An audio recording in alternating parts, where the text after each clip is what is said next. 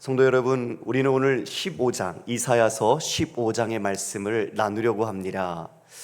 여러분, 이사야는 아시는 것처럼 이 우시야 왕이 죽고 이제 이 아하스 왕에서부터 이 나라의 아픔을 토로했습니다. 유다 백성을 향해서 하나님께서 은혜를 베풀려고 했지만 그들은 배도했고 하나님이 아닌 다른 강대국을 의지했고 하나님께서 이런 말미암아 그들에게는 심판이 있을 것을 또한 이야기를 해주셨지요. 그럼에도 불구하고 스알야숲, 마을살랄 하스바스라는 이사야의 두 아들을 이름을 통해서 계시해 주셨습니다. 남은 자가 돌아올 것이다. 그리고 노략이 신속할 것이라고 말씀해 주셨죠. 이런 유다에 대한 정죄와 심판에 이어서 이사야서 13장부터 23장까지는 이 열방에 대한 심판을 말씀해 주십니다. 하나님은 이스라엘의 하나님뿐만 아니라 이 모든 열방을 다스리시는 주권자이심을 증명하시는 거죠. 그것은 아직 이루어지진 않았으나 하나님의 손 아래서 성취될 것이며 시간에 구애받지 않는 하나님은 이미 그것을 뜻하시고 이루셨습니다. 우리가 앞서 본 것처럼 이미 바벨론, 아수르, 그리고 블레셋 그 모든 나라에 대한 패망을 선포하셨죠. 15장 16절에서는 이제 15장과 16장에서는 바로 모압에 대한 심판을 선언하십니다. 여러분, 모압은 어떤 나라입니까? 저를 보시겠습니까? 말씀에 집중하셔야 됩니다. 피곤하시겠지만 힘을 내십시오. 모압은 아브라함의 조카 롯, 그의 후손입니다. 소돔과 고모라가 심판을 당했죠. 그러나 하나님께서는 은혜를 베풀어 주셔서 소알 땅으로 그 롯의 가족들을 옮기셨습니다. 그런데 그때 바로 그 두 딸이 아버지와의 관계를 통해서 자식을 얻게 되었는데 바로 그 첫 번째 딸의 자식이 모압의 자손이 되고 조상이 되고 두 번째는 암몬의 조상이 됩니다. 지금 이 모압은 이스라엘과는 아주 혈연적으로는 가까운 관계입니다. 그러나 영적으로는 그렇지 않았습니다. 이스라엘을 내내 괴롭히는 적국이었고 우상 숭배하는 나라였죠. 여러분, 여기서 경각심이 느껴집니다.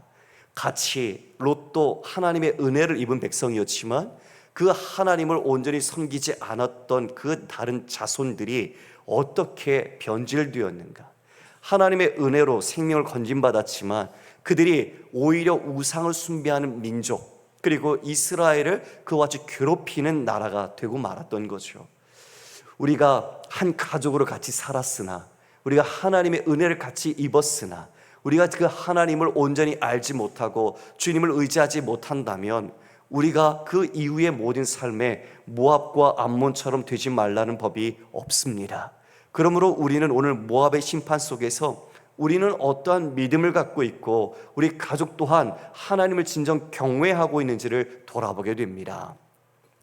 모압, 아시는 것처럼 이스라엘이 광야의 길을 지나서 이제 가나안 땅으로 들어갈 때에 모압 왕 발락이 발람이라는 선지자를 사주해서 어떻게 했지요?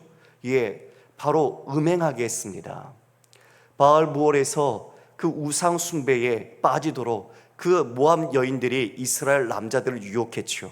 이런 말미암아 연병이 돌았죠. 24,000명이나 죽었습니다. 이어서 사사시대에는 이스라엘이 모압의 압제를 18년 동안 받아야 했습니다. 사울 시대 때는 모압과 싸웠고 다윗 시대에는 모압을 정복했죠.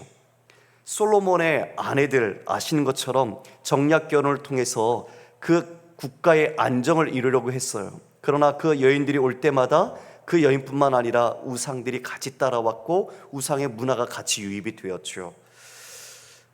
열왕기상 11장 7절에 이런 말씀이 있습니다. 모압에 가증한 그모스를 위하여 예루살렘 앞 산에 산당을 지었고 또 암몬 자손의 가증한 몰록을 위하여 그와 같이 하였으며 그가 또 그의 이방 여인들을 위하여 다 그와 같이 한지라. 그들이 자기의 신들에게 분향하며 제사하였더라. 솔로몬의 아내들, 그 가운데 모압에 가증한 그모스까지 바로 예루살렘 앞 산에 산당을 지었습니다. 우상 숭배에 빠지게 되었던 모습들, 이후에 모압 왕 메사는 이스라엘 왕 아합에게 조공을 바쳤죠. 아합이 죽자 반란을 일으켰지만 실패했습니다. 오늘 본문은 모압이 아수르로 인해서 그와 같이 패망과 어려움을 당할 것을 예언해 주는 말씀입니다. 여러분 1절 말씀 우리가 함께 읽어볼까요? 1절 시작. 모압에 관한 경고라. 하룻밤에 모압 알이 망하여 황폐할 것이며 하룻밤에 모압 기르가 망하여 황폐할 것이라. 여러분 알은 모압의 수도입니다. 또 기르는 아주 굳건한 성이죠. 그런데 이 두 가지 기르와 알, 이 두 성읍이 어떻게 되었다고 표현합니까? 하룻밤에 황폐해졌다. 하룻밤에 황폐해졌다. 여러분 허탈하지요? 인생을 쌓아가는 것, 우리가 무엇인가 업적을 하기 위해 열심히 공부하고 노력하고 땀을 흘립니다. 참 고생해서 뭔가를 이뤘습니다. 참 이루는 것은 너무나 많은 시간과 인내와 고통이 필요한데 무너지는 건 한순간입니다. 아무리 자신이 위대한 업적을 쌓았어도 그 사람이 사회적 지위 아니면 자신의 명성이 도덕적 윤리적인 문제와 또한 그와 같이 자신이 해서는 안 되는 해악을 끼쳤을 때는 그 모든 쌓은 것이 한순간 우르르 무너지는 거죠. 지금 그들이 자랑하고 영화롭게 여겼던 알과 기르라는 성읍, 이것이 바로 적군에 의해서 한순간에 다 황폐화되듯 무너져버리고 만 겁니다. 여러분 우리의 인생 길어야 100년 살지요? 여러분의 인생 속에서 한번 뒤집어 보십시오. 한때는 잘 나갔던 기업들이 있습니다. 또 한때는 아주 부유했던 나라가 있습니다. 그런데 그 기업이 어느 순간 이름에조차 나오지 않고 사라져 버렸죠. 한순간 부도가 나고 파산이 되어서 없어진 기업들이 많고, 또 한참 잘 나가던 아주 부유한 국가가 한순간에 빈국으로 전락해버리는 모습을 우리는 우리의 짧은 인생 속에서도 경험을 합니다.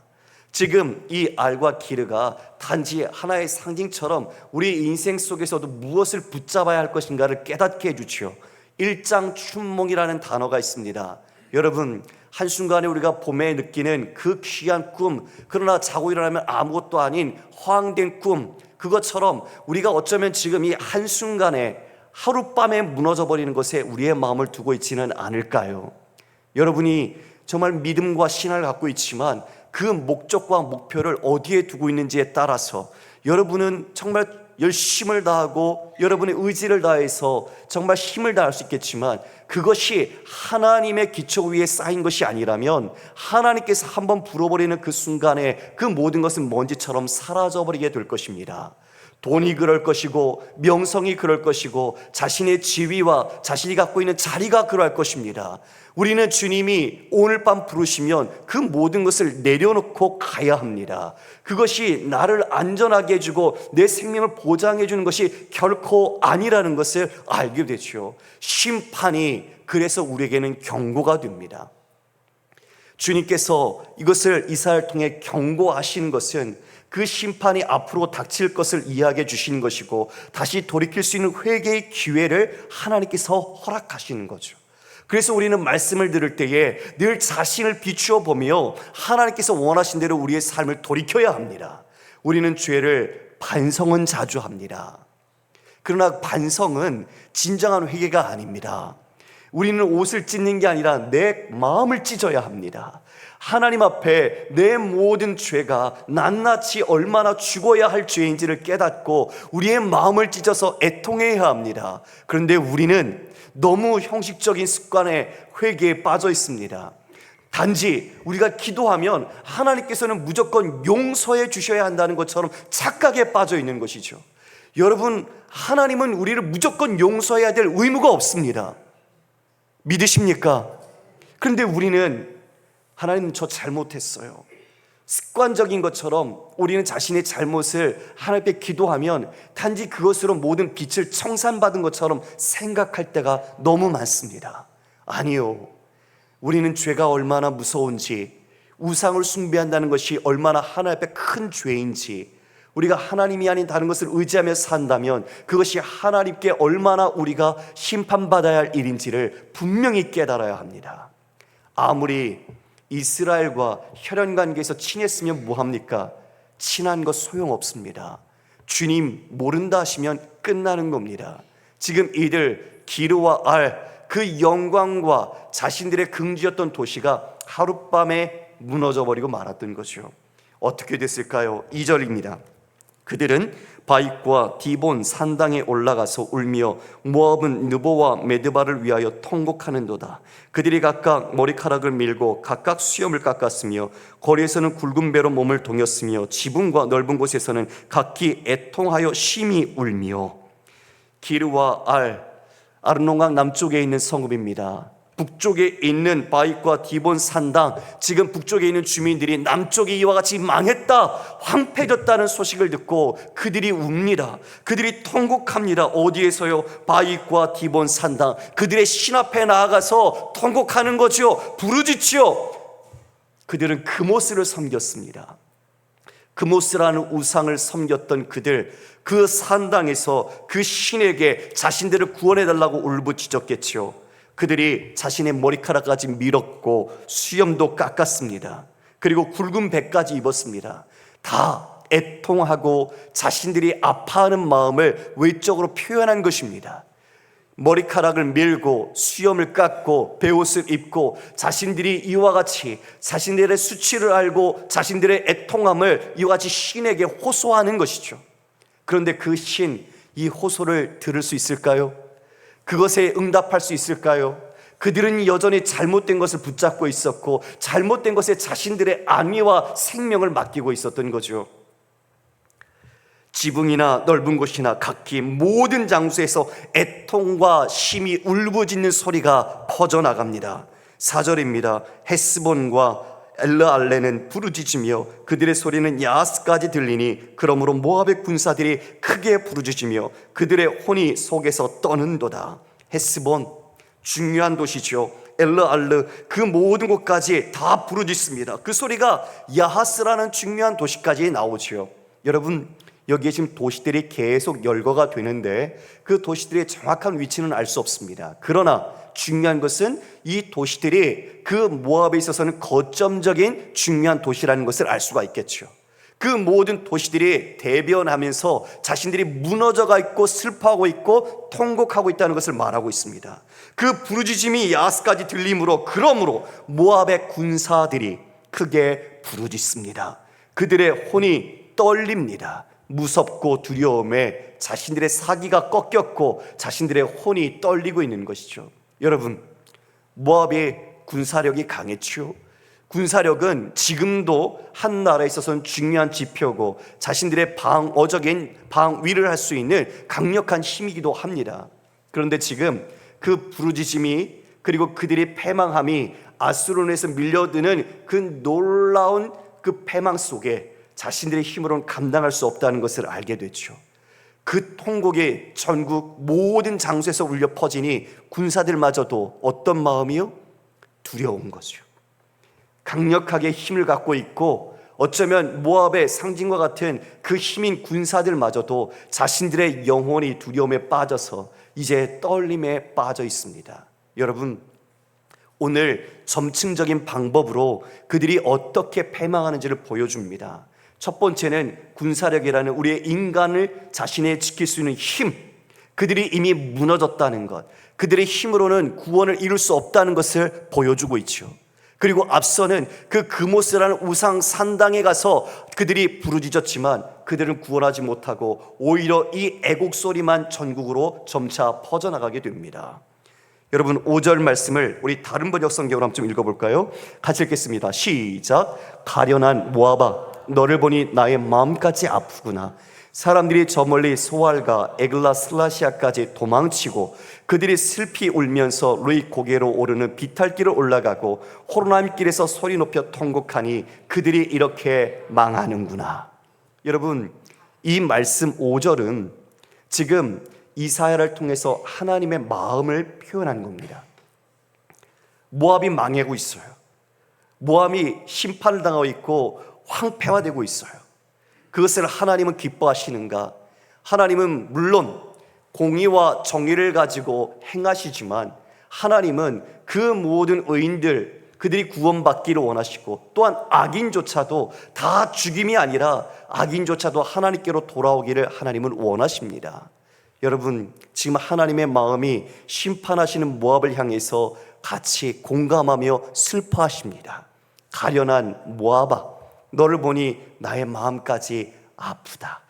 사람들이 저 멀리 소알과 에글라시아까지 도망치고, 그들이 슬피 울면서 루이고개로 오르는 피탈길에 올라가고 호로나임 길에서 소리 높여 통곡하니, 여기 여러분 보시면은 그들이 도망갑니다, 웁니다, 올라갑니다, 통곡합니다, 결국 망합니다. 그들이 무언가를 하지만 그 결과는 망하는 것으로 가고 있는 거죠. 그 망하는 모습을 보면서 하나님께서 같이 그 마음을 아파하시고 그 아픔을 토로하고 계시는 겁니다. 성도 여러분, 이 마음이 우리의 마음 속에 우리의 이웃들을 보면서 함께 다시 회복되기를 원합니다.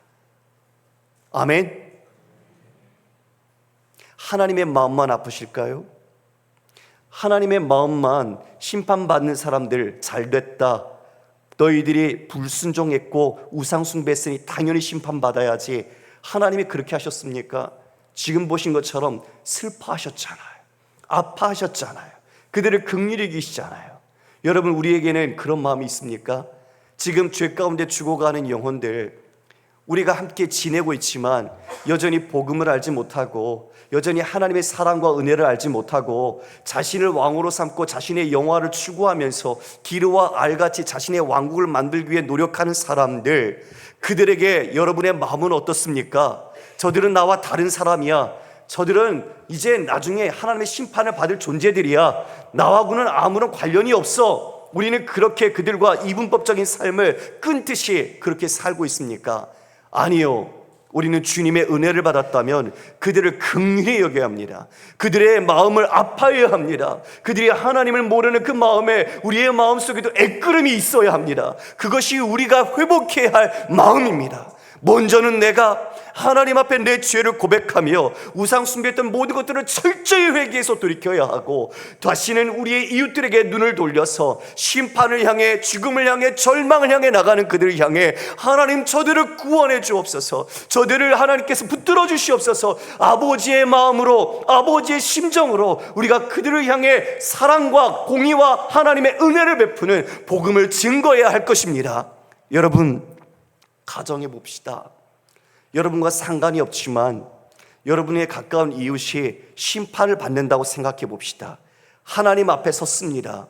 그런데 그분이 이제는 영원한 죽음에 가야 합니다. 주님을 알지 못했기 때문에 지옥, 영원한 지옥 판단이 됐어요. 그러면 여러분, 그때 그 사람이, 그 이웃이 바로 여러분을 향해서 쳐다본다면 뭐라고 하소연하고 외치겠습니까? 뭐라고 말할 것 같습니까? 당신은 진리를 알고 있었잖아. 당신은 예수가 진리라는 걸 알고 있었잖아. 당신은 구원이 어디 있는 걸 알고 있었잖아. 그런데 왜 내게 말하지 않았어? 내게 가르쳐주지 않았어? 왜 내게 그것을 보여주지 않았어? 여러분, 만약 그렇게 우리에게 그 토로함과 그 탄식을 우리에게 내뱉는다면 그때 가서 우리가 어떻게 하겠습니까? 여러분, 우리의 가족만 중요한 게 아니지요. 지금 이 땅의 수많은 영혼들이 그와 같은 길을 향해 낭떠러지에 죽음의 절벽을 향해 가고 있지 않습니까? 우리는 바로 이 아버지의 마음을 회복해야 합니다. 다시 한번 하나님께서 나에게 은혜와 구원과 생명을 주신 그 크신 은혜와 사랑 속에서 나와 함께하고 있는 영혼들을 향한 아버지의 시선으로 우리가 그 주님의 손과 발이 되어 그들을 붙들어주고 생명과 구원의 길로 우리가 그들과 함께 걸어가야 할 줄 믿습니다. 6절 말씀입니다. 네 무린 물이 마르고 풀이 시들었으며 연한 풀이 말라 청청한 것이 없음이로다. 그들의 사람들만 죽는 게 아니네요. 그들의 성읍만 무너지는 게 아니네요. 그들의 그 땅 피조 세계가 이와 같이 물이 말랐습니다. 물은 생명에 있어서는 가장 필수적인 그런 요소죠. 물이 마른 것은 영적인 물, 영적인 생명력이 끊어졌다는 뜻입니다. 그 물이 마르고 풀이 시들고 연한 풀이 마르니 청청한 것, 푸른 것이 하나도 없습니다. 여러분, 심판이 얼마나 무서운지를 드러내고 있죠. 인간의 죄가 인간뿐만 아니라 그 몸담고 있는 자연 피조 세계조차도 이와 같이 죄로 인해 심판의 그 아픔과 고통을 겪고 있다는 것을 보여주고 있습니다. 그러므로 그들이 얻은 재물과 쌓았던 것을 가지고 버드나무 시내를 건너리니, 여러분, 그들이 두 번째로 붙잡고 있는 게 뭡니까? 첫 번째는 신을 붙잡았죠, 우상을. 두 번째는 그들의 군사력을 의지했습니다. 지금은 뭘 붙잡고 있는 게 무엇입니까? 그들이 고난 가운데, 피난 가운데 뭘 갖고 가고 있죠? 재물과 쌓았던 것, 재물과 쌓았던 것을 가지고 가고 있어요. 여러분, 고난이 닥치면 가장 무엇을 중요하게 여기는지가 보입니다. 불이 나면 집에서 가지고 나오는 것이 어떤 것이 제일 중요한지를 알 수가 있어요. 여러분, 불 나면 무엇을 먼저 가장 꺼내야 돼요? 생명이죠. 그렇죠? 생명이에요. 생명만큼 소중한 게 없어요. 아무리 이 땅에 쌓고 그리고 많은 재물을 얻었다 할지라도 그것이 우리의 생명과 우리의 삶의 영원한 보장이 안 됩니다. 지금 인생들이 그걸 쌓고 있었던 거예요. 바벨탑을 높이 쌓듯이 자기의 이름을 높이 날리기 위해서 하나님과 상관없이 자기의 왕국과 성읍을 쌓고 있었던 거죠. 도망갑니다. 사람들이 죽고 성읍이 무너져요. 자신이 갖고 쌓은 것, 얻은 재물 갖고 가지요. 그런데 결국 그 얻은 재물이 자신을 구원해 주겠습니까? 아니요. 재물 쌓다가 망한 겁니다. 하나님 잃어버렸고 하나님 대신 다른 것 주인 삼았다가 망한 겁니다. 여러분, 우리는 하루아침에 사라질 것들을 우리의 마음을 두어서는 안 됩니다. 주님만이 우리의 든든하고 영원한 우리의 가장 주인 되심을 믿으시길 바랍니다. 우리는 주님께 우리의 온 소망을 두어야 하는데, 우리가 이 재물과 쌓았던 것, 더 많이 가진 것을 내 삶의 보험처럼, 내 영원한 삶을 행복하게 해줄 것처럼 착각하며 살게 되는 거죠. 여러분, 혹시 붙잡은 것 있습니까?